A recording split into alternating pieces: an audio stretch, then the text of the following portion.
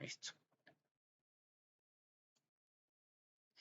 Bueno, lo que vamos a empezar hoy entonces es las pruebas de rayas unitarias. ¿Ok? ¿Qué es lo que habíamos visto? Habíamos visto que el tema que las raíces unitarias nos pueden generar problemas en las series de tiempo. Por eso es que la gente, antes de proceder con ya la parte econométrica y demás, la gente se pone a hacer las pruebas de rayas unitarias. O sea, obviamente, no es que, o sea, como que raíz unitaria implica que hay no estacionariedad, pero puede pasar que tengamos no estacionariedad por razones diferentes a raíz unitaria. Por ejemplo, lo que habíamos visto en la clase pasada de la tendencia determinística versus una caminata aleatoria con deriva, que se veían muy parecidos, pero al final del día una era no estacionaria y la otra no. ¿Ok? Pero va, es mentira. Las dos son de no estacionaria, pero son diferentes en su no estacionalidad. Una teniendo una tendencia estocástica y otra teniendo una tendencia determinística. En ambos casos son no estacionaria, pero la fuente es diferente. Pero en general la gente hace pruebas básicamente de radio unitaria. Si tiene radio unitaria, supone que hay no estacionariedad y listo. Ahí es donde se acaba normalmente el día. Entonces, ¿cuáles son las pruebas? Hay un montón de pruebas, ¿ok? Que existen, la vamos a ver, no sé si son todas, pero yo diría que es el grueso de las pruebas que existen. ¿Ok? Yo he estado leyendo varios papers y en varios de esos papers efectivamente estas son las que se usan. O sea, no se usa otra cosa. Eh, Entonces, la pregunta es sobre si hay una cosa de caminata aleatoria, típicamente lo primero, más que una tendencia determinística, y vamos a ver cómo la gente lidia con esas dos fuentes. ¿Ok? Hay varias pruebas, hay dos grandes ramas, el grueso de las pruebas utilizan como hipótesis nula el hecho de tener raíz unitaria. Entonces, básicamente es la idea, recuerden, de las pruebas de hipótesis. Siempre esto es una bola de nieve, todo se va acumulando. Entonces, siempre acá tienen que volver a las raíces de una prueba de hipótesis. Recuerden que ustedes a veces están buscando rechazar la hipótesis, a veces están buscando no rechazar la hipótesis. ¿Ok? Pero uno tiene que tener claro en cuáles de esos dos cuadros van a estar parados. Vamos a ir viendo cómo esto funciona. En el caso de las pruebas de raíz unitaria, la más clásica de todas es lo que se llama la Dickey-Fuller, es la que se volvió más famosa. Fueron los primeros que empezaron con esta historia hace mucho tiempo. La Dickey-Fuller aumentada, o ADF, esa es lo que en realidad es la más usada, la B, más que la A. La A es muy básica, la B ya se generaliza más casos, ¿ok? Y hay otra que también me parece que tiene sus propiedades interesantes, vamos a ver por qué. Y la gente a veces termina usando la C porque la B no le termina de convencer. Que es Dickey-Fuller GLS. GLS significa Generalized Least Square. ¿Ok? O sea, mínimos cuadrados generalizados. Vamos a ver de qué se trata eso. Y la última que existe, la de Philip Perron. ¿Ok? Eh, Ustedes dirán, ¿cuál es la prueba? Porque hay más. Está la otra prueba de estacionalidad, en donde la idea es cambiar la hipótesis nula. En las primeras, la hipótesis nula es que hay raíz unitaria. En cambio, la otra se cambia esa hipótesis nula por decir que no hay raíz unitaria. Esa es la idea, o sea, cambiar la hipótesis nula. Ese tipo de pruebas, usualmente, creo que hay más, pero esta es la más conocida, la KPSS. Esa es la más conocida. Ustedes miran, bueno, pero en la práctica, ¿cuál de todas esas uso? Lamento decirles que lo que hace la gente en la práctica, en general, usar todas. Este, o usan un conjunto de esas, ¿ok? Que yo, se ponen con la Dickey-Fuller, GLS y KPSS.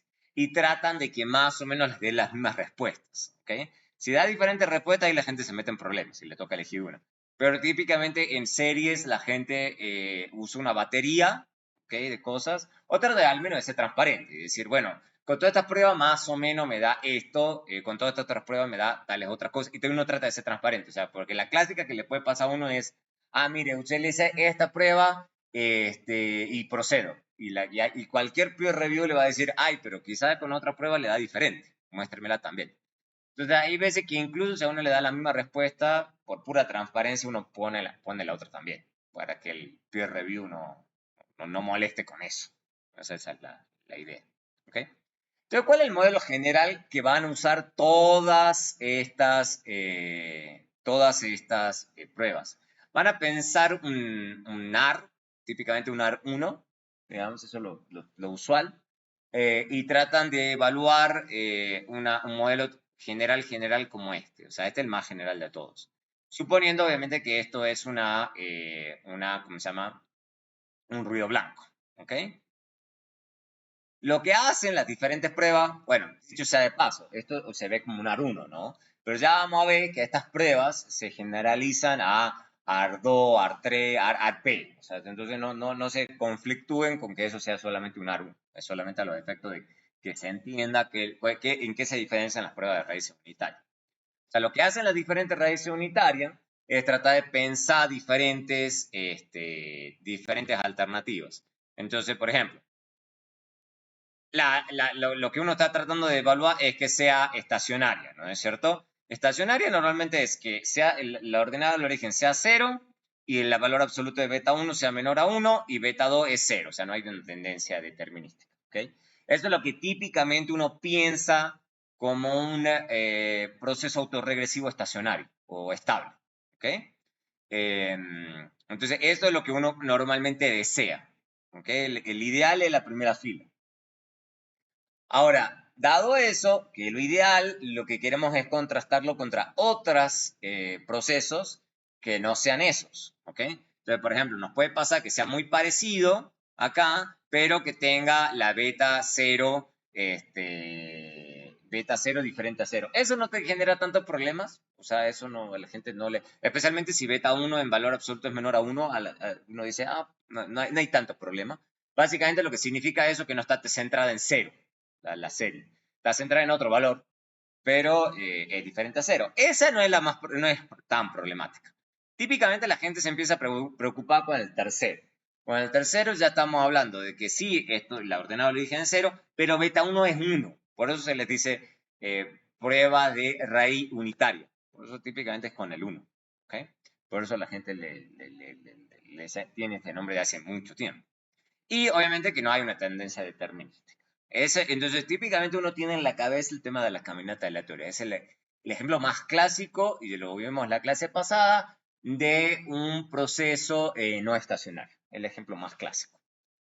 Obviamente que el otro que le sigue es la caminata aleatoria con deriva, o with drift, si lo quieren llamar así, with drift. ¿Ok? Esto entonces tenemos beta 0 diferente a 0, o sea, ahí ya tenemos una ordenada de origen, pero el resto es igual. Entonces básicamente es muy parecido al anterior, por eso se llama con deriva, pero es interesante porque parece como si fuese que tiene una tendencia determinística, pero en realidad es una caminata de teoría con deriva. Y lo que vimos en la clase pasada es que lo simulamos y que se ven muy parecidos en la práctica, ¿ok? Estas pruebas tratan de precisamente a eso, que gráficamente es muy complicado, tratar de darle una solidez técnica, ¿ok? Y hacer las pruebas concretas. Y la última, digamos, que nos puede pasar es que esto sea mayor o igual a 1, pero el beta 2 sea diferente a 0. Eso ya es una tendencia determinística. Entonces tratan estas pruebas de eliminar, de contrastar todas estas hipótesis. Vamos a ver cómo funciona. La más clásica, como les digo, por lejos, es la Dickey-Fuller. A ver, y no es que la gente use el Dickey-Fuller puro, como toda la vida, pero esta fue la primera prueba que surgió en la literatura. De hecho, el otro día estábamos hablando con los profes que estaría bueno dar clases de historia de la disciplina. Pero claro, esto no lo usa mucha gente solo, pero fue el primero, digamos. Entonces, por eso es lo primero que uno enseña, porque es el más simple. Digamos, después lo vamos a ir complicando. ¿Okay? En la famosa prueba de Dickey-Fuller y la Dickey-Fuller aumentada. La aumentada es más usada. ¿Ok? Entonces, en todas las pruebas, la idea es que la hipótesis nula es que existe una raíz unitaria. ¿Ok? Entonces, lo que ustedes están buscando, digamos, es, si están queriendo ver si tiene raíz unitaria, están buscando no rechazar la hipótesis nula. Si rechazan la hipótesis nula, están seguros que no hay, seguros no, como todo en esta historia de rechazar hipótesis, pero al menos no hay evidencia bastante en contra de su hipótesis nula. Entonces hay evidencia en contra de la existencia de rayo unitario. ¿Y cuál es el lío, digamos, que tiene esto? Porque, claro, si ustedes vuelven 2 segundos a esto, ustedes ven esta regresión, ¿ok? Que está acá. Eh, Ustedes dirán, bueno, profe, pero esto es una tontera, digamos, ¿para qué le llaman? O sea, básicamente, ¿qué es lo primero que se le ocurre? Supongamos, digamos, o sea, estamos hablando ya de la prueba en concreto. Pero si ustedes ven esa especificación, intuitivamente, ¿qué se les ocurre hacer?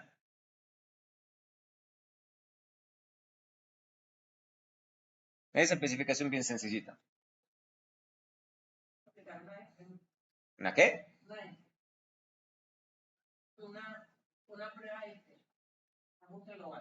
Ah, bueno, podría ser, pero en realidad acordate que lo que a vos te genera problema es este coeficiente, ¿no? Eso es lo que realmente te angustia. Entonces, o sea, dado que es eso, que es un solo coeficiente el que realmente te preocupa, ¿qué es lo que harías? Simple.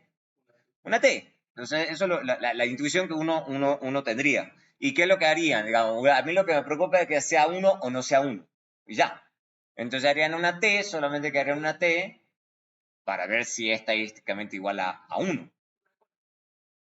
No, no, puede ser a dos colas, pero bueno, o podría ser a una cola, está bien, digamos, podría ser a una cola porque te preocupa que sea menor a 1, ¿ok? Esa intuición, digamos, tiene un problema, que bajo la hipótesis nula esta, los estadísticos de prueba no se distribuyen ni como normal ni como T. Ahí es donde viene el problema, ¿ok? Y los primeros que lo descubrieron fueron Dickey y Fuller, que son dos econometristas, que se dieron cuenta de eso. Dijeron, básicamente lo que venía ocurriendo hasta la llegada de esos dos, la gente hacía lo que acabamos de mencionar. Hacían agua a dos lados, a un lado, o a una cola y procedían. Pero ellos dos dijeron, no, no, no, no, no, no, no, no, no se distribuye como normal, estamos haciendo la prueba de hipótesis de forma equivocada. ¿Ok? Eso es lo que ellos advirtieron. ¿Ok? Ellos derivaron esa distribución bajo esa hipótesis nula de la raíz unitaria. Ahí es donde está lo interesante. Y y bueno, ahí es donde ustedes saben que hicieron un aporte a la literatura cuando algo lleva el nombre de ustedes. Y entonces el nombre de la distribución se llamó Dickey-Fuller. ¿Ok? Se llama distribución Dickey-Fuller. Entonces, la prueba se llama Dickey-Fuller y la distribución que utiliza para hacer la prueba se llama distribución Dickey-Fuller. ¿Ok? Entonces, y es porque ellos son dos grandes econometristas de series que descubrieron esta distribución y la utilizaron para hacer pruebas. Y hoy en día, obviamente, ya está programado en todos los software estadísticos y demás. O sea, no es que ustedes vamos a derivar la distribución de Dickey-Fuller, no tiene mucho sentido.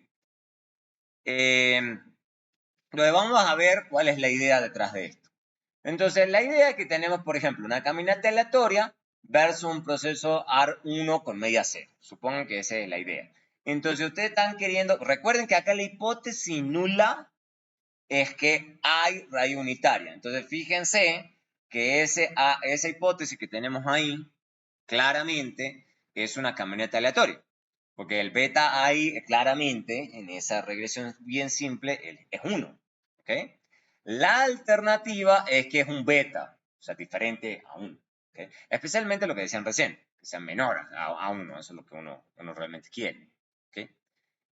Donde obviamente beta en valor absoluto es menor a 1. Esa es nuestra alternativa. Entonces, la alternativa es que sea 1, perdón, la hipótesis nula es que sea 1 y la alternativa es que en valor absoluto sea menor a 1. Eso es lo que estamos haciendo. ¿Okay?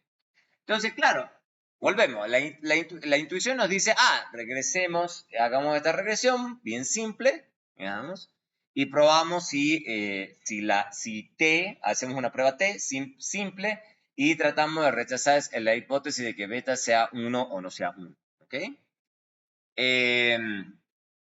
Pero lo que decía recién, eso tiene el problema de la distribución y demás. Lo que plantearon Dick y Fuller, dijeron, no, lo que podemos hacer es un poquito diferente, restemos x1 a ambos lados, hagamos esto, Digamos, ya se va a entender por qué esto suena medio raro hacer este artilugio.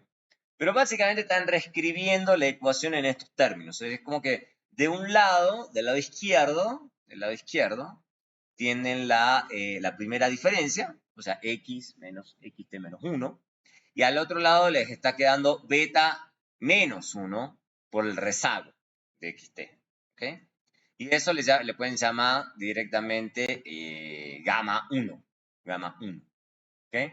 Y te dirán, ¿para qué semejante artilugio? No tiene mucho sentido.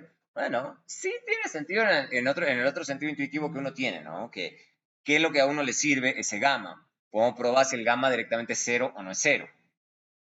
Listo, entonces hacemos una prueba de hipótesis como toda la vida uno la hace. En vez de hacerla igual a 1, la hacemos igual a 0. Y básicamente estamos evaluando la misma hipótesis. ¿Ok? La misma hipótesis. ¿Ok? El problema, de nuevo, incluso con la reescritura, digamos, de la ecuación, nos queda que la distribución muestral de esto no sigue una distribución t. Entonces tenemos que repensar cómo hacerlo. ¿Ok? Lo que se hace es, básicamente cuando hacemos entonces una Dickey-Fuller, la más simple de todas, estamos corriendo esa regresión, estamos haciendo una prueba de hipótesis, pero, no estamos utilizando una distribución T. Esa es la gran diferencia. Estamos utilizando la distribución de Dickey-Fuller. ¿Ok? Entonces, en esencia, cuando uno hace una prueba, está corriendo esa regresión, la última, pero está haciendo una prueba de hipótesis sobre gamma, pero la está haciendo con una distribución especial que se llama la distribución de Dickey-Fuller. ¿Okay? Eso, en pocas palabras, es el espíritu de la Dickey-Fuller. ¿Okay? ¿Me van siguiendo? ¿Vamos bien? No es muy difícil. ¿Okay? Veamos en Stata cómo funciona eso. Yo ya lo tengo abierto los datos. Vamos a utilizar la base de datos que se llama Random Walk Data y se los voy a mostrar ahí cómo se ve en Stata. ¿Okay? Eso es lo que voy a hacer. Yo ya lo tengo abierto. Entonces lo voy a poner acá, ya lo tengo listo. Y le pongo X, creo que es la X. Sí, a ver. X time. X time. ¿Okay? Eso es una caminata aleatoria. Y no es fácil de evaluar si eso es una caminata aleatoria, la verdad. Y de hecho, en general nunca lo es. Nunca es fácil a ojo evaluar si eso es una caminata aleatoria o no. Veamos qué nos dice la Dickey-Fuller. ¿Okay? La Dickey-Fuller, básicamente lo que hacemos es, hay un comando ya que se llama defueler, ¿okay? Que le aplicamos la variable la que queremos evaluar y le ponemos no constant. Eso es básicamente estamos suponiendo que el beta 0 es 0 y queremos que nos muestre la regresión. Eso es lo que estamos haciendo. Ya cuando obviamente ustedes ya se olvidan, o sea, ya tienen en la cabeza que hay una regresión, no le pone eso.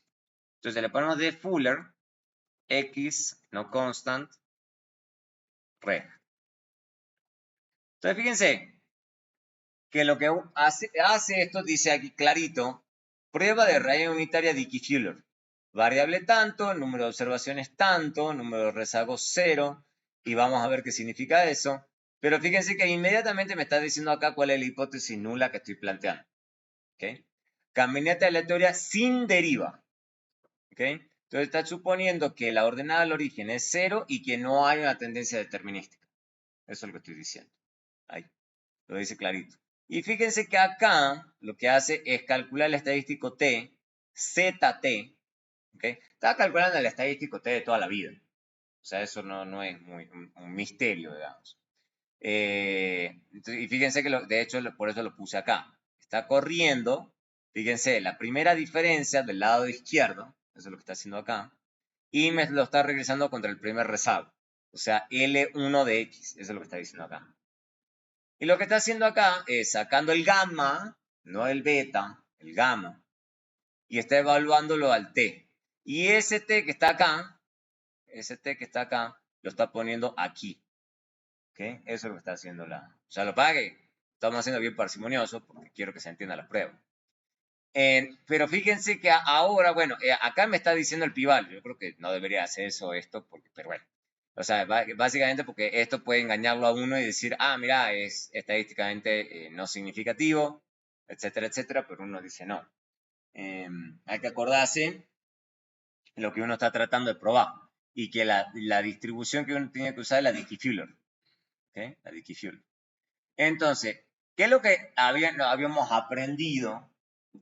Por eso les digo que a uno le toca repasar un poquito las bases. ¿Qué es lo que queríamos cuando, no es que estamos buscando rechazar o no rechazar, estamos haciendo una prueba de hipótesis, sabiendo que la hipótesis nula es esta que está acá arriba. Entonces, dado este estadístico de prueba y dado estos valores críticos que están aquí, ¿rechazamos o no rechazamos la hipótesis nula?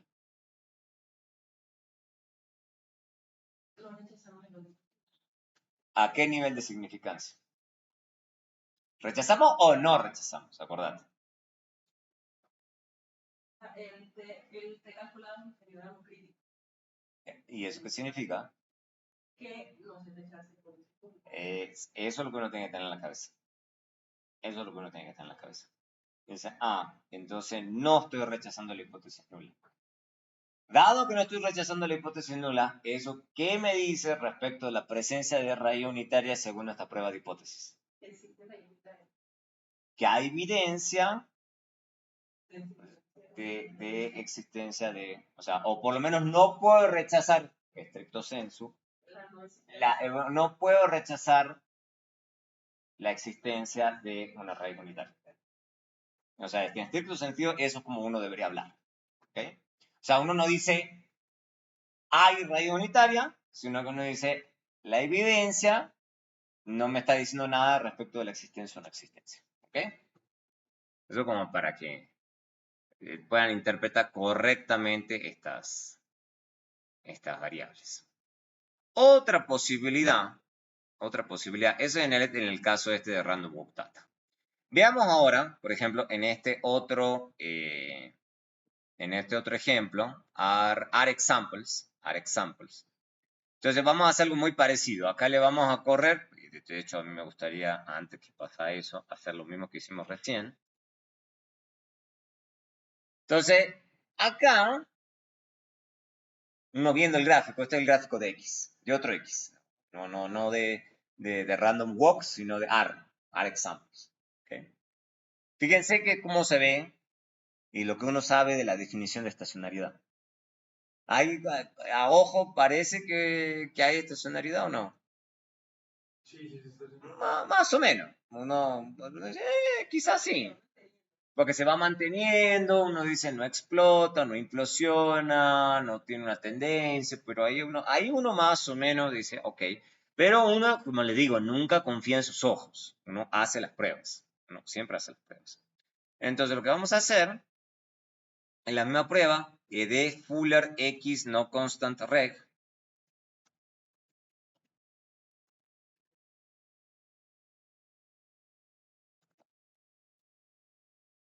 Y veamos en este escenario ahora. La idea es la misma. La idea es la misma hipótesis nula, es la misma regresión aquí, pero nos da un coeficiente, fíjense, diferente.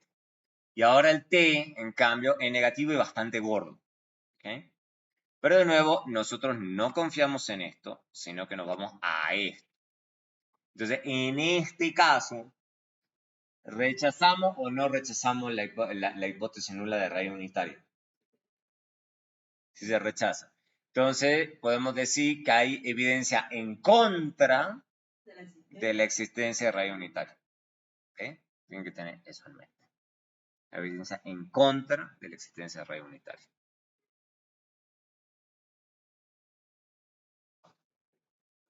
Entonces, ese es el número 1 que uno tiene que ir pensando. Vamos a pasar al siguiente ejemplo.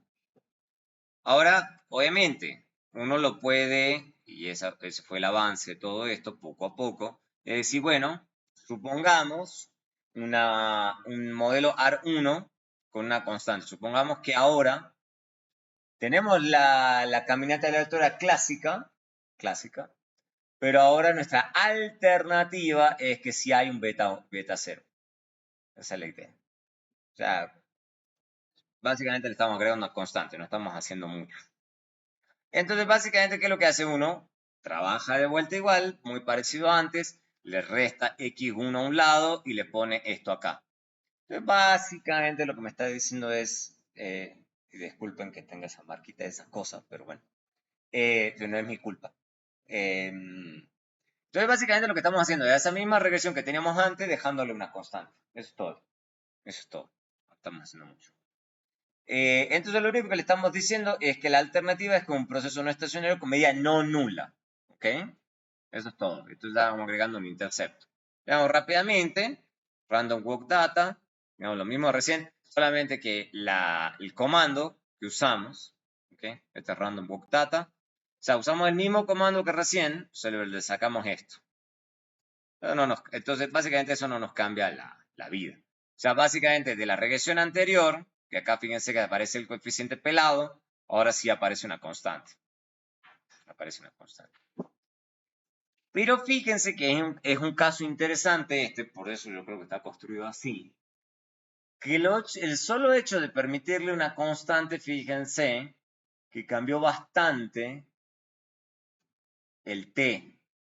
Pasó de 1,31 a menos 2,72,3. Entonces ahí ya uno dice, que entonces ya no tengo tanta evidencia. Fíjense, respecto a los valores críticos, solo hay 10.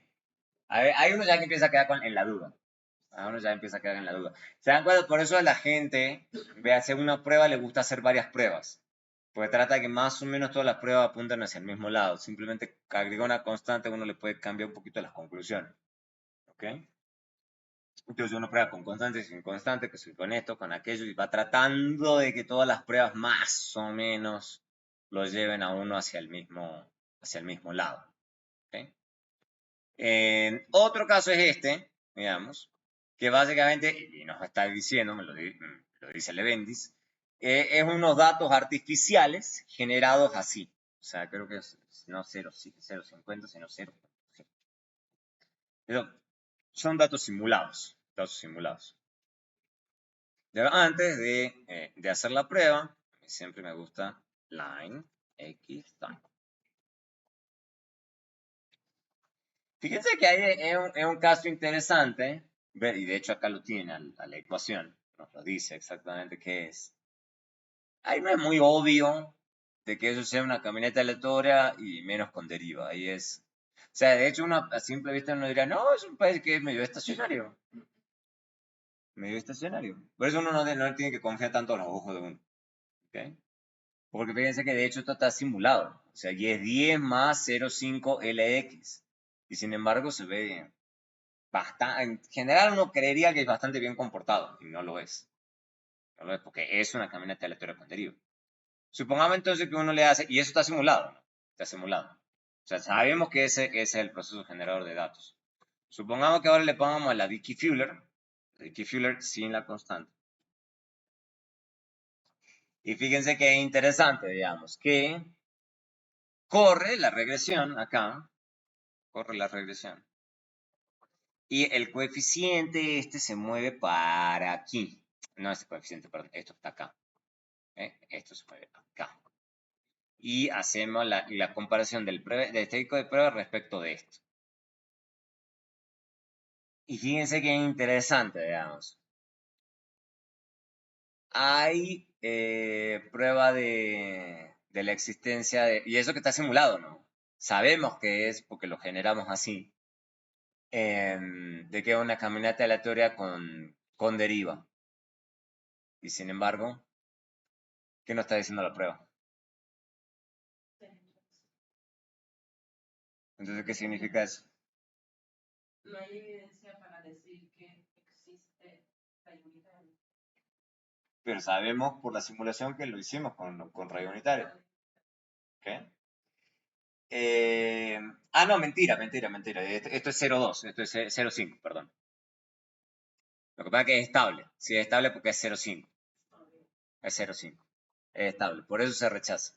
Por eso se rechaza. Pero fíjense que es interesante. Es interesante cómo a uno le cambian un poquito a veces las conclusiones, digamos, con cambios muy chiquitos. ¿Ok? O sea, que hay que hacer esas pruebas de esas aumentadas, matemáticas, como para Normalmente uno hace eso. Normalmente uno hace eso. ¿Ok? sacar una nota. Mm. Sí, con uno como que uno no se termina de confiar. Digamos. Por ejemplo, eso es lo que vamos a ver ahora. Por ejemplo, la aumentada. ¿Qué hace la aumentada? Dickey-Fuller aumentado. O augmented Dickey-Fuller. Por eso es AADF. Yo le digo Dickey-Fuller aumentada, pero es augmented Dickey-Fuller. ¿Ok? Lo que hace esto es muy simple. Lo que se hace es simplemente agregar más rezagos. Porque lo que les acabo de decir, lo que hicimos con la cosa original era con un solo rezago. Para uno le interesa a ver si yo le meto varios rezagos a ver si hay prueba de raíz unitaria y no de estacionalidad. O sea, básicamente eso para incorporar autorregresión, pero además para tener procesos autorregresivos de orden P. ¿Ok? Esta es la idea. ¿Ok? Entonces, supongan ustedes un ejemplo simple. Supongan que ustedes tienen un AR2. Ese es el proceso que están queriendo evaluar. ¿Está bien? Entonces lo que se hace es, igual que antes, bueno, en este caso no le restan al otro lado izquierdo, sino que suman y restan t menos 1. Con el beta 2 van a ver el por qué. Eso es interesante, digamos, la técnica. Básicamente hacen un poquito de álgebra, reorganizan un poquito los términos. ¿Y qué les queda del lado, de este lado acá derecho? Les queda delta de xt menos 1. Eso es lo divertido de esto. Y después de eso, si restan a ambos lados xt-1, porque está xt-1 acá. Esa es la idea. Entonces, hecho eso y hecho esto, uno hace un poquito de álgebra, no es una álgebra súper difícil, pero la clave es esto que está acá, digamos, esto que está aquí. ¿Okay? Básicamente la regresión que estamos corriendo es esta última. ¿Okay? Esta última que está acá. ¿En dónde está gamma aquí? Solamente lo estamos reescribiendo. Y C está acá. C, que es otro coeficiente, que es el que está acá, porque es menos beta 2.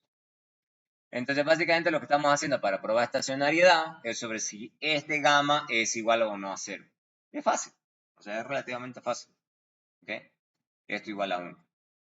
Para el proceso AR3, simplemente, yo creo que lo hice yo, creo que en el Leibniz no está. Uno haría lo mismo. Básicamente le queda también beta 1, 2, 3, menos 1, xt menos 1, y le quedan ya beta 2, delta de xt menos 1 y beta 3, delta de xt menos 2. Y a uno le queda ya esta expresión. O sea, básicamente esto es una generalización, ¿ok? Donde básicamente lo que estamos haciendo es siempre evaluando esto que está acá. Siempre estamos haciendo la evaluación sobre este gamma. Pero, estamos agregando todos estos otros términos en primeras diferencias, sobreentendiendo que no son exactamente las primeras diferencias. O sea, no nos interesa realmente la primera diferencia. Lo que estamos es tratando de incorporar rezagos. O sea, más posibilidades de que haya algún término, digamos, de autocorrelación que sea relevante. Hay momentos donde no va a ser relevante, pero no importa, digamos. O sea, uno trata de generalizarlo. ¿Okay? Básicamente estamos agregando esos términos en diferencia de rezagados adicionales, bueno, estamos agregando en esto, y lo que típicamente uno le agrega es una tendencia. Eso está bien, es una buena técnica, digamos, o sea, es decir, este es el caso más general que uno evaluaría. Digamos, este tiene P rezagos de la variable dependiente y tiene una tendencia determinística que también podemos evaluar.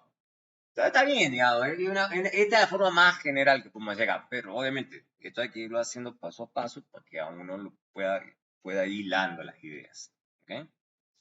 Entonces, básicamente lo que estamos haciendo al agregar esos P menos un término de diferencia rezagada es probar raíces unitarias con el proceso ARP. Entonces, básicamente ustedes con esta idea ya pueden probar AR1, 2, 3, 4, 5, 6, o sea, lo que ustedes quieran. O sea, entonces por eso es aumentado. O sea, está metiendo en la misma prueba todas las posibilidades. ¿Ok?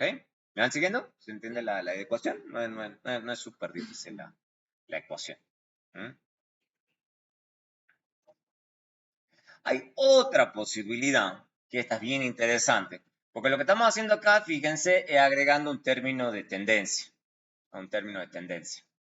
Y corriendo con un término de tendencia, está todo bien, eso es una posibilidad y la gente sí lo hace. Pero resulta que hay otra prueba que lo que hacen dice, no, dice.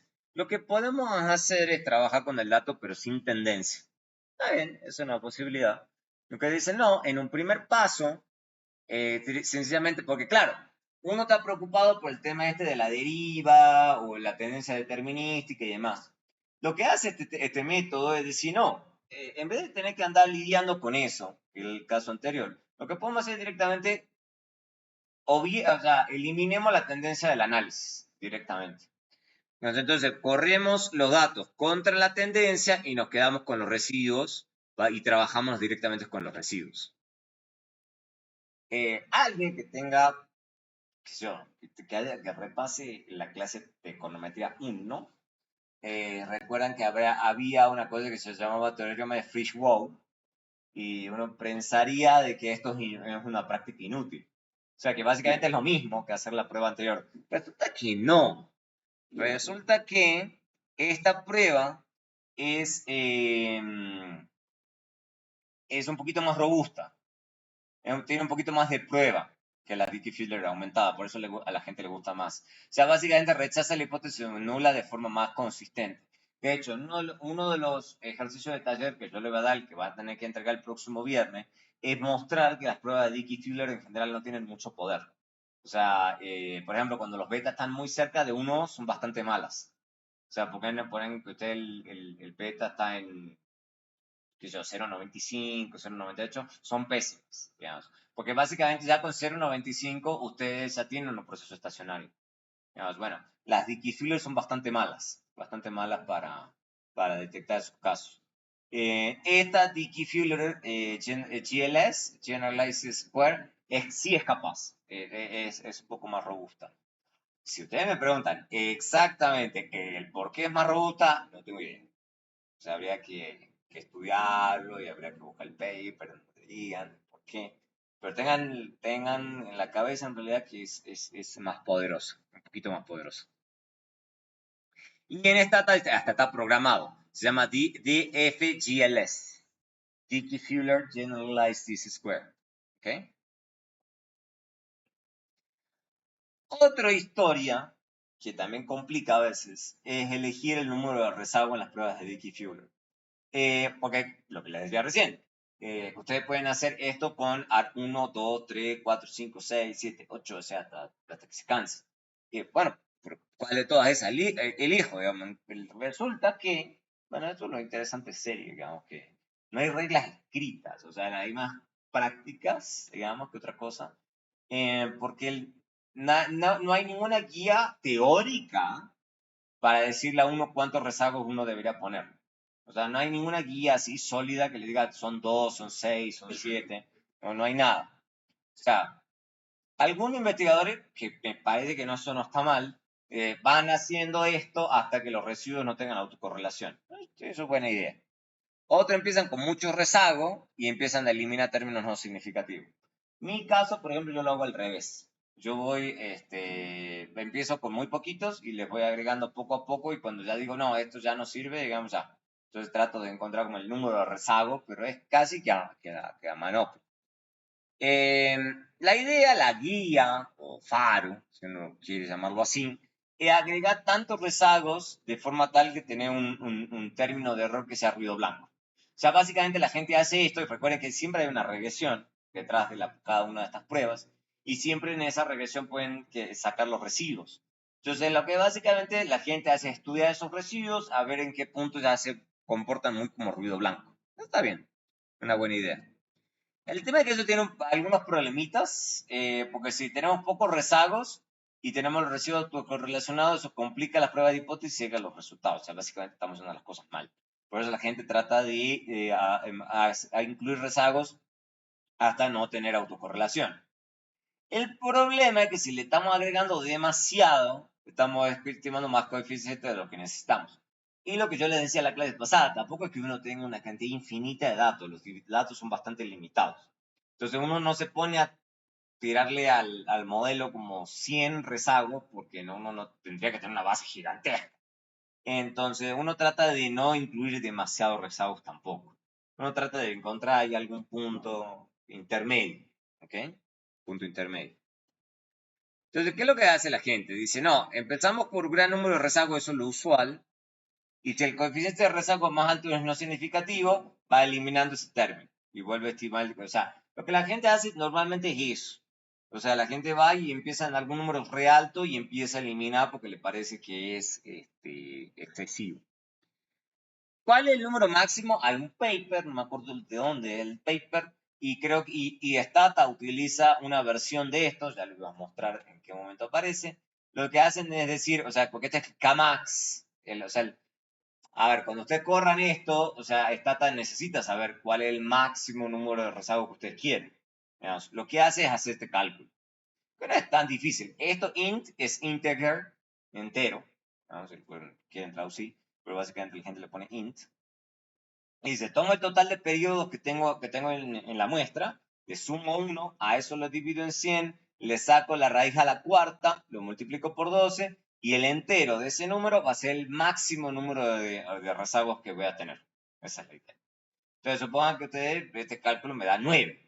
Entonces, esto es lo máximo que me va, o sea, porque lo que va a hacer Stata, ya les voy a mostrar lo que hace Stata es correr con 1 rezago, con 2 rezagos, con 3 rezagos, así lo hace automático hasta 9, que es el número que es 9. Y me deja que yo elija de todas esas 9 regresiones, cuál de esas me parece que es la mejorcita. Eso es lo que va a estar haciendo. ¿Okay?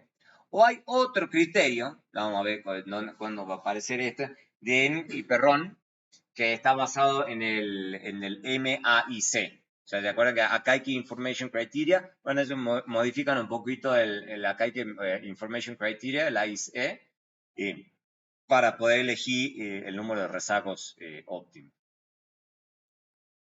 Vamos a ver con Stata, y eso es el otro, hoy descubrí que esta cosa no anda. A ver qué podemos usar. Porque resulta que, bueno, para que sepan, digamos, o sea, yo traté de hacer esto, el thread use, pero resulta que ese comando, por razones que no entiendo, en realidad yo creo que ha sido lo que le dicen superseded. O sea, ha sido ya superado por otro comando, porque básicamente esto, para que los que sepan, FRED se llama Federal Reserve Statistics, ¿ok? Entonces, se lo pongo help FRED use, básicamente importa datos de eso, ¿ok? De la FRED, ¿ok? Import Federal Reserve Economic Data, eso es, Federal Reserve Economic Data. Resulta que no están dando hoy en día. Resulta que hay otra cosa que se inventaron, me parece que debe ser la gente de Stata, que es importar, hace exactamente lo mismo, fíjense, exactamente lo mismo. Lo que ocurre, ahí donde está el lío, lo que ocurre es que para que esto funcione, uno tiene que pedirle un ID, digamos, a la FED, para que uno le permita descargar los datos. Hay una API key que hay que buscar y solicitarla. Y una vez que uno le pide las llaves, básicamente, ahí uno puede descargar las series que uno quiera. Pero uno tiene que tener el key. Ya prometo conseguir el key. No lo he conseguido. Hoy he descubierto que existe eso. Me falta conseguir.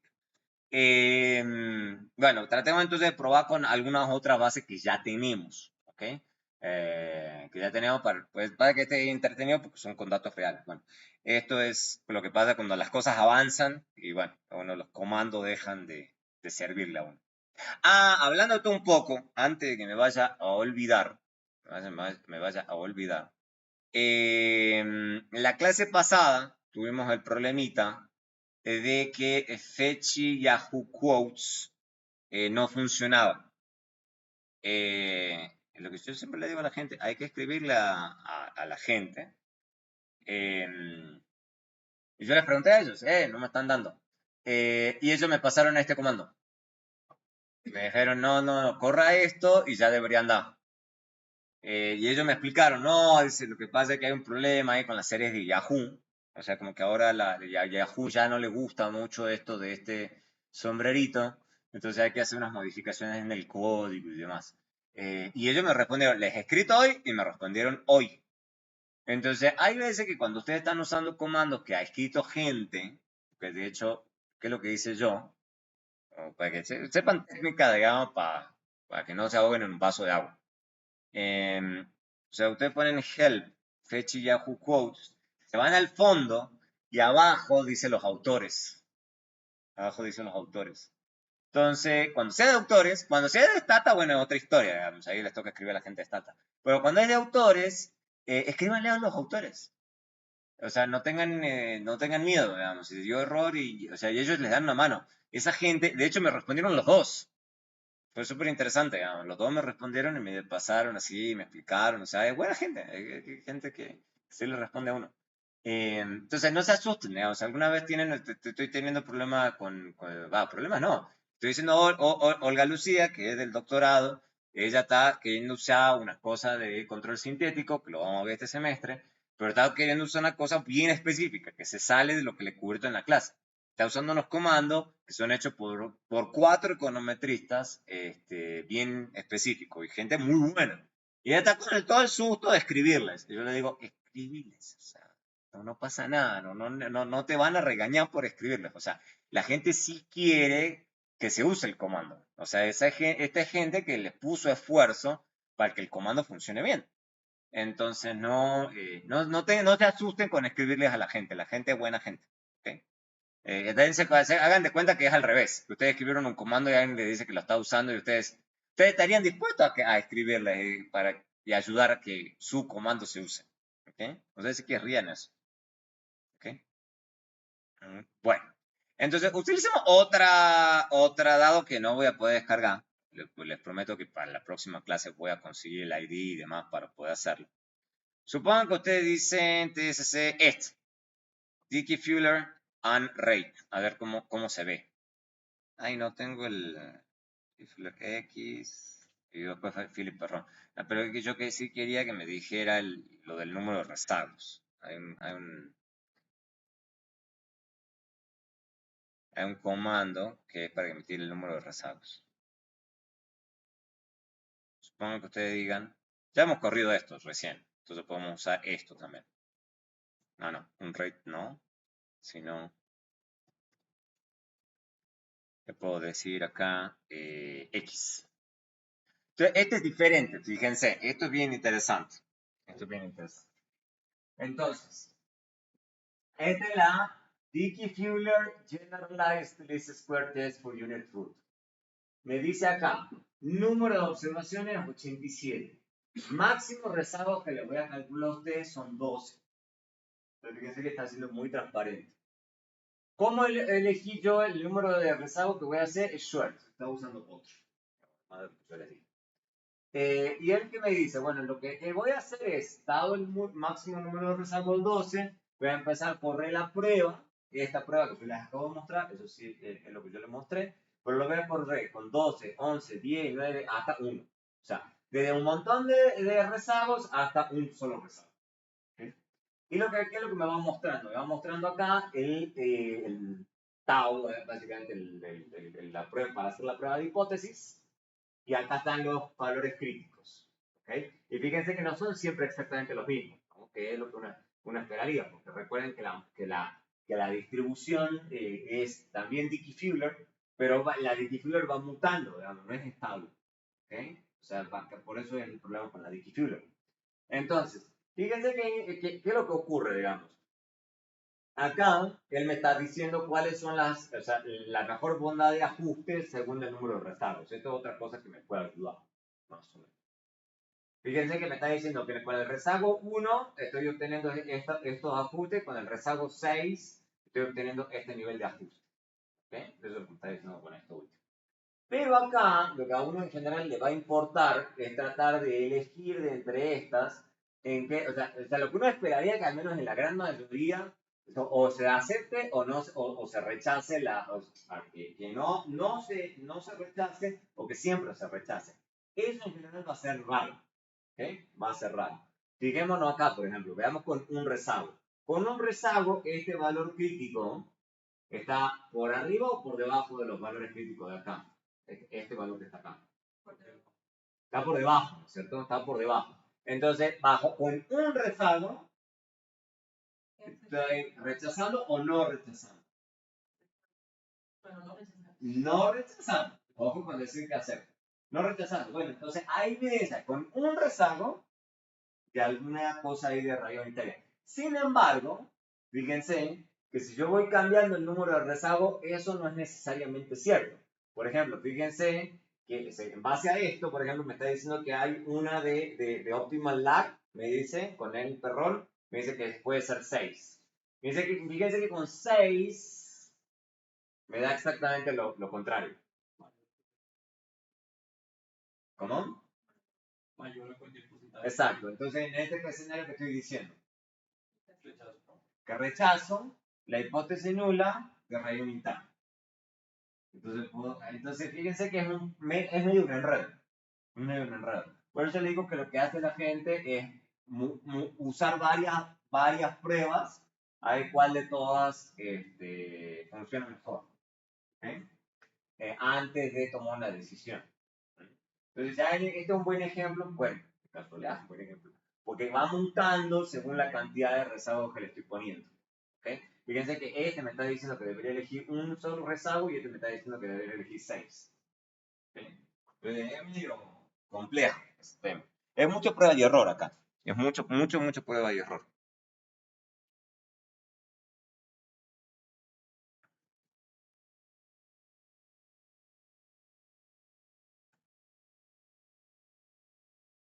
Bien. La siguiente prueba, también usada, como les digo, se usan varias, es la de Philip Perron. ¿Okay? Lo que hace la Philip Perron, me parece que eso no está tan mal, es tratar de utilizar errores que sean robustos a heterosebasticidad y autocorrelación. Esos se llaman errores HAC, Heteroscedasticity Autocorrelated Errors. O sea, que corrigen ese problema. Se llaman HAC. O sea, básicamente plantean esto, pero corrigen el término de error. Eso es lo que están haciendo. ¿Okay? Y va a producir ese el enredo, por eso a mí no me termina de convencer esta prueba. Tira dos estadísticos de prueba. A mí eso ya me genera dolores de cabeza, ¿no? O sea, tener que usar dos estadísticos de prueba. ¿Y por qué? Porque básicamente uno de esos estadísticos tiene mayor poder que el otro estadístico. ¿Ok? Cuando el error tiene una parte AR o más. A mí me parece ya eso demasiado. Me parece que demasiado enredado. ¿Ok? Vamos a hacer un ejemplo. De random walk data y vamos a ver cómo se ve. A mí me parece, esta prueba sí que, a mí personalmente me parece demasiado enredada. Pero lo probemos. Vamos cómo se ve.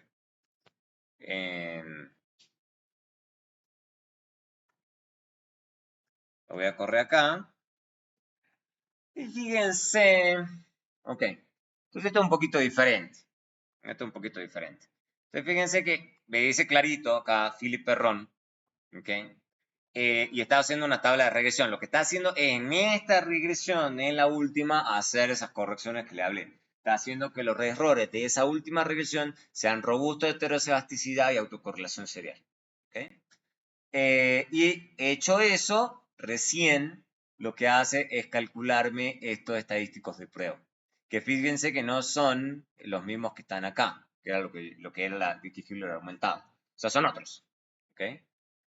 Son otros diferentes, digamos, que Phillips y Perron, que son dos econometristas también, diseñaron para su prueba. ¿Okay?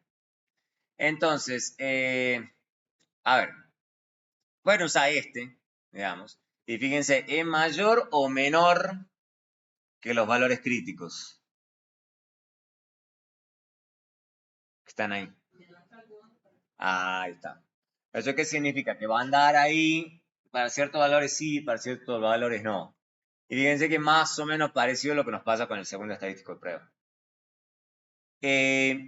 Personalmente, aquí me inclino yo, me voy más por los valores p-values de McKinnon, que están calculados para el segundo. Lo que pasa es que hay gente que le gusta el primero. Está bien. ¿Okay? Por lo que precisamente dice Levens, que es un poquito más poderoso. Pero yo me voy por este, digamos. Fíjense que calcula un pi-value. Vamos, un pi-value. Entonces ya con un pi-value procedemos como toda la vida. Sabemos exactamente para qué niveles funciona o no funciona la prueba. A mí me gusta más eso. O sea, yo me inclino más con pi-value, está el número y listo, digamos. O sea, pero hay gente que puede no gustar. Eso, y además que simplifica un poco la prueba, porque andar teniendo que evaluar en función de de dos estadísticos de prueba me parece un enredo. Pero bueno.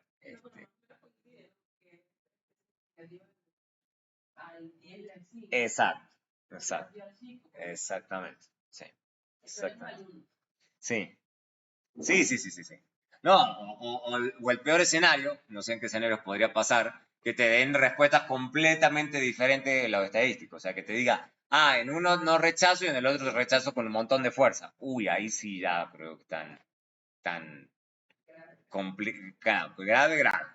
Grave, grave. Entonces, esta es otra prueba. Otra cosa que pueden hacer, veamos. Bueno, a ver, pero entonces, acá están como en el margen, entonces, en este escenario. Están ahí como que no se rechaza al 10, pero sí se rechaza al 1. Básicamente, eso es lo que le está diciendo. Ahí sí es un enredo. Entonces, cuando la gente no, o sea, está en la duda, a veces la gente directamente lo que hace es decir, no, prefiero tomar la primera diferencia. Recuerden que a veces la primera diferencia, lo que habíamos visto en la clase pasada, era para tratar de lograr no tener, lograr estacionariedad. Entonces, fíjense que en este escenario, ahí se rechaza con una fuerza brutal. En general, eso es lo que va a pasar. En general, eso es lo que va a pasar. En general, va a pasar que cuando ustedes tomen la primera diferencia de la serie, en general va a rechazarse con mucha fuerza la, la, la, la hipótesis de una caminata aleatoria, ¿okay? Con deriva o sin deriva y demás. ¿Okay?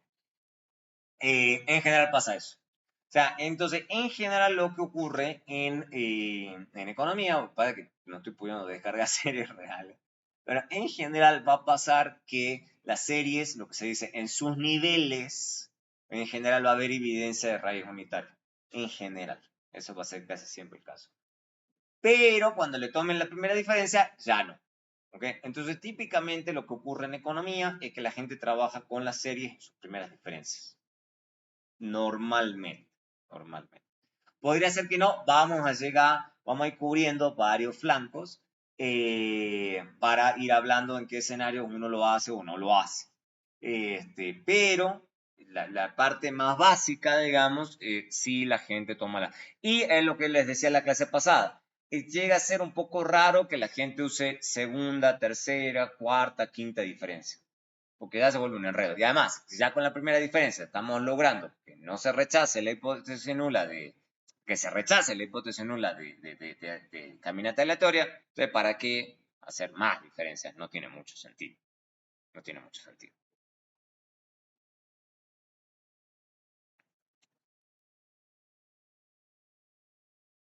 Bueno, la última prueba es la prueba KPSS. KPSS. ¿Ok? Entonces, lo que hemos visto que la hipótesis nula en la mayoría de estas pruebas de raíz unitaria es que la hipótesis nula es que hay una raíz unitaria. Pero esas pruebas, y de hecho ya como les decía, hice un spoiler alert, en el taller van a encontrar precisamente un ejercicio que trata de que ustedes hagan eso, que prueben de que efectivamente no tienen la superpotencia, digamos.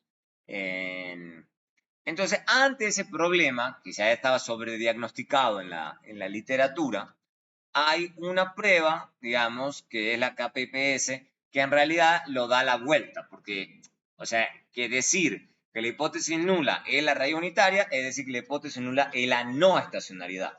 Lo que hace esta otra prueba es poner la hipótesis nula la estacionariedad. ¿Okay? O sea, lo hace al revés.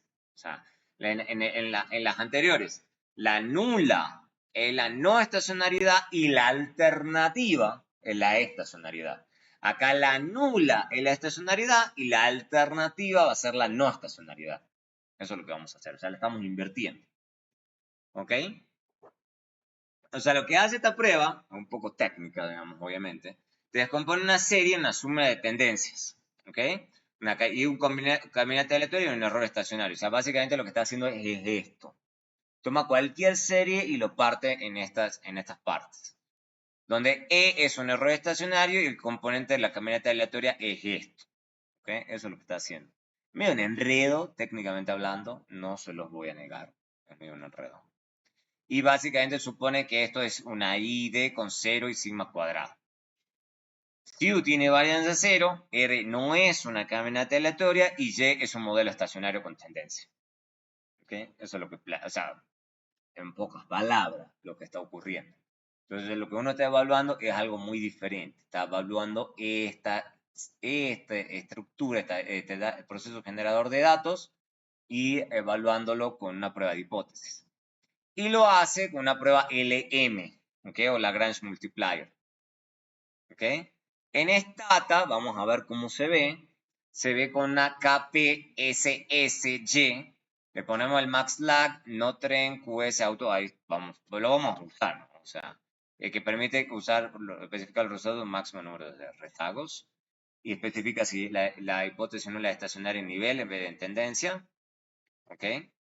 Pero lo vamos a ver, o sea, no tengo acá un ejemplo inmediato, pero lo vamos a ver. Lo vamos a ver cómo. Vamos a ver cómo estamos de tiempo. Sí, igual hemos empezado tarde, así que tenemos tiempo. Hay un paper con el que lo vamos a ver, ¿ok? Que se llama el paper de Nelson y Plosser. Es un paper un poquito viejo, pero está bueno. Básicamente lo que hacen en este paper del 82, imagínate, esto ya tiene 40 años. 41. 41, 40, sí, ya 41. Y lo que hace es estudiar, imagínense en esa época, o sea, una cosa muy vieja, PIB per cápita, IPC y demás, y se fijaron sobre si estas series sufrían de raya unitaria o no. Esa era la idea. Si por ejemplo, porque a uno le puede preocupar eso, porque por ejemplo, si el PIB sigue una raya unitaria, significa que cualquier shock en la economía tiene efectos de largo plazo. ¿Ok? Entonces, o sea, la serie nunca vuelve no es estacionaria. Una serie no estacionaria. Entonces, a la gente le puede preocupar eso. Le puede preocupar eso, de que un shock entonces tiene un efecto permanente en vez de transitorio. ¿Ok? Si el PIB no tiene raya unitaria, la economía entonces es resiliente y un shock tiene un efecto solamente temporal. ¿Ok? Entonces, aquí lo que hacen Nelson y Plosser, estudian estas diferentes ecuaciones.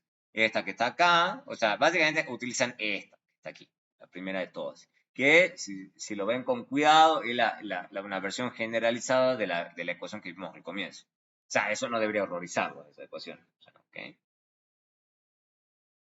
¿Y qué es lo que ellos encuentran? Y lo vamos a ver con los datos, porque básicamente el do file que tengo ahí, que lo provee Levendis, hace esto, replica este paper. O sea, obviamente, esto es hace 42 años. O sea, eso hoy en día, con las computadoras hoy en día, uno lo corre en un instante. En esa época eso no era tan fácil. Entonces, básicamente lo que hacen es ver acá logaritmo del PIB, Gross Net Product. Esto creo que esto es per cápita, esto es índice, esto es empleo, esto es desempleo, es el precio del consumidor, o sea, son un montón de cosas y estos son índices accionarios. Y lo que hacen es evaluar la significancia estadística de cada uno de estos componentes, ¿ok? Y van evaluando si estas cosas son o no estadísticamente diferentes a cero, o bueno, usan las pruebas de hipótesis usual, no la usual, perdón, la Dickey-Fuller y demás en cada una de estas series. Eso es lo que está haciendo. ¿Okay? Entonces, ¿cómo se va a ver? Voy a abrir acá. Hay un do file que ya les puse en Teams. Fíjense, aquí les puse acá en econometría 2, archivos, en presentaciones. Hay una cosa que archivos.do. Ahí está el de Nelson y Plosser. Nelson y Plosser. ¿Okay? Entonces no me digan que después no lo encuentran. Que sí está. ¿Okay? Entonces, vamos acá, archivos do, y lo voy a abrir en el Sonic Plus. Lo voy a abrir en esta. ¿Dónde está? ¿Dónde está? Abrir con. Quiero abrir. Ah, no, es que no me va a dejar. No me va a dejar por ahora. Esto con JEdit, pero yo no quiero que se me abra con JEdit, quiero que me lo abra con Stata. Fue un poco largo, no creo que lo terminemos de ver todo hoy porque es un poquito largo. Ahí está, Stata. Ahora sí lo abrí con Stata y con el do file de Stata, el do file editor. Entonces, ¿qué hace acá? Va a cargar la base de Nelson y Ploser, la voy a cargar yo a mano. ¿Ok? ¿Y qué es lo que va a estar haciendo? Y fíjense, a ver qué tan largo es. Ah, no sé cómo llegaba a eso. Yo creo que era un poquito más largo esto. Era una base un poquito más larga. Entonces lo que vamos a hacer, vamos a abrir la base de Nelson y Ploser.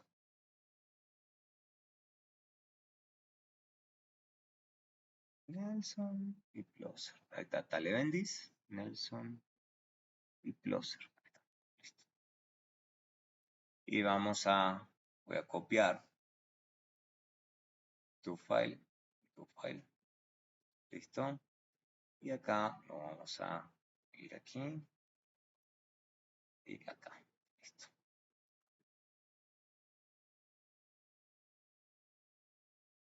Listo. Entonces, ¿qué es lo que estamos haciendo acá? Fíjense las primeras partes. Primero que estamos quedándonos, voy a hacer un describe simplemente para que vean qué es lo que tiene la base original, antes de quedarme solo con esto. Fíjense que lo que tiene son un montón de datos reales de 1860 a 1970, todo para Estados Unidos. Entonces, fíjense que esto es PIB real, PIB nominal, PIB per cápita, producción industrial, empleo, desempleo, el deflactor del PIB, índice del precio del consumidor, salario, o sea, todas las variables macro usuales, incluyendo un índice de acciones. La gente, ¿ustedes saben lo que es el S&P? Standard & Poor's 500, o sea, son creo que son, si no mal lo recuerdo, el índice de Standard & Poor's que tiene las 500 acciones más transadas. ¿Okay? Y rendimiento de bonos. Entonces tiene indicadores laborales, del PIB, de desempleo, del mercado financiero, o sea, un montón de cosas. Lo que hace acá, o sea, dicho lo anterior, tiene todas estas variables y tiene las variables en nivel, que se dice, y log. Repaso de econometría 1. ¿Por qué a uno le puede interesar sacar logs?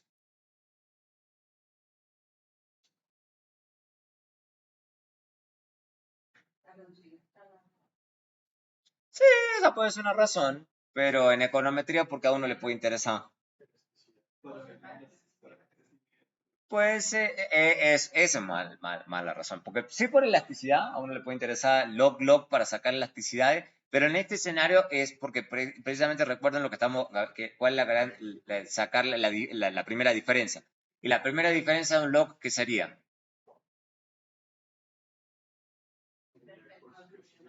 La tasa de crecimiento o de crecimiento. ¿Ok? Entonces lo que yo les decía en la clase pasada, hay veces que simplemente la lógica económica los lleva a uno a estudiar las tasas de crecimiento. Digamos, ¿ok? Entonces hay veces que es por eso que a la gente le puede interesar en logs. Porque ya después yo sé que cuando saque la primera diferencia, eso es la tasa de crecimiento. Listo. O sea, entonces es la razón de eso. Y lo primero que hace el código se está quedando exclusivamente con las variables en log, LL, que está al comienzo, y los años y el rendimiento de los bonos. No sé por qué deja ahí los bonos, o sea, esa es buena pregunta. Pero bueno, yo estoy tratando de seguir qué es lo que hacen ellos. ¿Ok? Entonces, acá lo que están haciendo es simplemente limpiar un poco la base, no están haciendo una cosa súper rara. Están dejando el tiempo, digamos, para que se entienda, para cada variable que están estudiando, están generándole una variable de tiempo en particular. ¿Ok? Creo que la razón para la que están haciendo eso es para que no les quede muchos datos con missing. ¿Ok? Porque básicamente es lo que típicamente le pasa a uno, que uno no tiene datos de todas las variables para todos los años. Entonces quizá habrá alguna serie para la que tienen la serie, los datos todos completo, y para otras no tanto. Entonces tratan de hacer eso. Creo que es lo primero que están haciendo. Eso no tiene mucha ciencia. Esto corre en 2 minutos. Y creo que, fíjense, efectivamente lo que me está mostrando es eso. Me está diciendo, miren, para los bonos, digamos, tengo 71 observaciones. Para Standard & Poor's 500 tengo 100. Para el logaritmo real del PIB tengo 62. ¿Ok? Y así. O sea, me está diciendo para cuántos años tengo datos de cada una de las series. Eso pasa muy seguido en series. O sea, no hemos llegado a hablar de ese punto. Pero eso es importante tenerlo en cuenta en series. En series pasa mucho. Digamos, ¿se acuerdan que en cortes transversales normalmente a uno le pasa que para un individuo uno no tiene algún dato? Eso puede pasar. Acá es al revés. Para cierta variable me puede pasar que para ciertos años yo no tengo datos. ¿Ok? Eso pasa mucho, mucho. Entonces ténganlo en cuenta a la hora de hacer los análisis. ¿Por qué? Porque a la hora de que ustedes hagan las estimaciones de los modelos, bueno, van a estar limitados por la cantidad de datos que tienen. ¿Ok? Entonces tienen que tenerlo en cuenta. Entonces, una cosa simple que podemos hacer, que ya lo hemos visto en las clases pasadas, es ver las autocorrelaciones. Eso es lo primero que podemos hacer. Obviamente que acá los estoy corriendo para cada una de las variables sin los gráficos. Pueden hacer los gráficos, pero no me van a ayudar demasiado. Fíjense que acá tengo la autocorrelación y la autocorrelación parcial. ¿Ok? Y recuerden, lo que uno busca, digamos, es que esto, para que sea estacionario, recuerden, o sea, la autocorrelación tendría que ir cayendo poco a poco, y hay más o menos esa línea, y que la parcial caiga de forma fuerte, rápido. Entonces hay algunas para las que sí más o menos me da eso, para otras no tanto. Fíjense que la mayoría tiene una autocorrelación con el primer rezago muy alta, eso es lo usual en series, siempre va a pasar eso. Pero para que sea estacionaria tendría que caer rápidamente la autocorrelación. ¿Ok? Y en muchos de estos casos no pasa. ¿Ok? En muchos de estos casos no pasa. Es lo usual. Es lo usual. En las series, incluso en log de las diferentes series. Fíjense esta, por ejemplo. Es clarísimo. Fíjense, el primero al sexto cae, pero cae muy poquito. Cae muy poquito. Cae muy poquito. Para que eso sea estacionario. ¿Ok?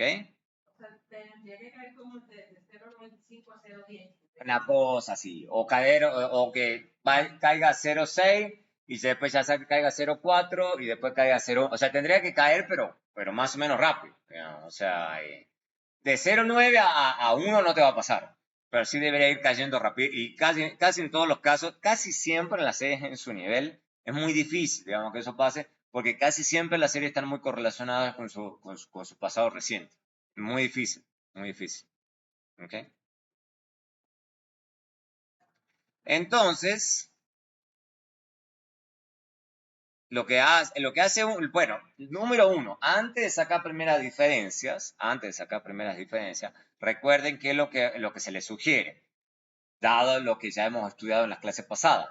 Uno no saca la primera diferencia a la primera, dice no, preferible trabajar con las series neta de tendencia, para que no vaya a ser que haya una tendencia determinista que me vaya a estar contaminando las cosas. Entonces, eso es lo otro que hace acá.